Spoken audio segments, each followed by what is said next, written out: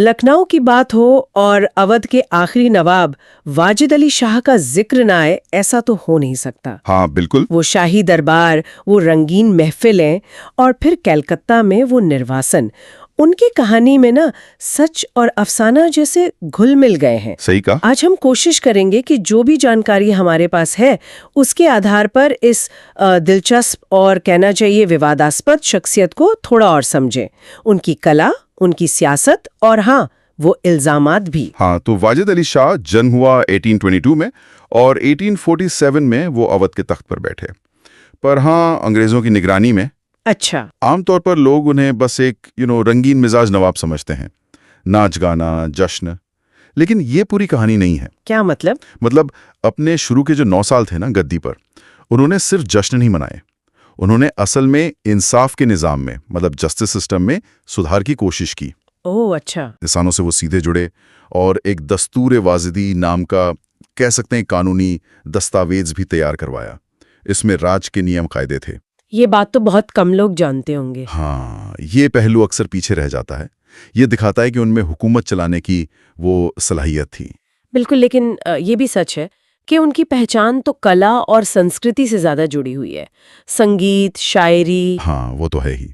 और सुनाए कबीर के पद उन्हें बहुत पसंद थे। जी हाँ, कबीर में उनकी गहरी दिलचस्पी थी और वो खुद भी शायर थे, नाटककार थे, कमाल के कलाकार थे।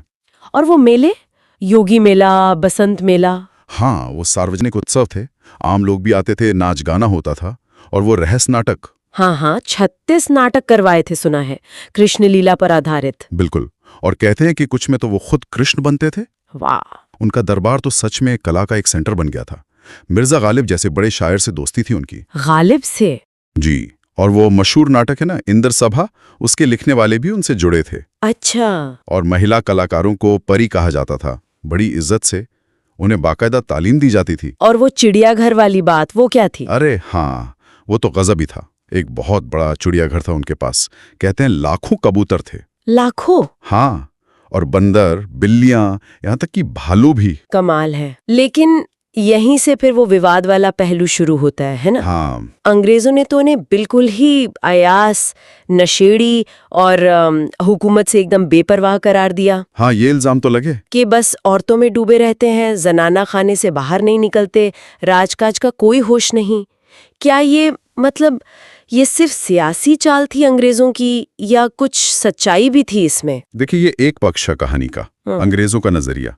और कई जानकार हैं, जैसे पायलट तिमसाल मसूद का जिक्र आता है, वो मानते हैं कि ये तस्वीर अधूरी है। अच्छा। ये तो शुरुआती सुधार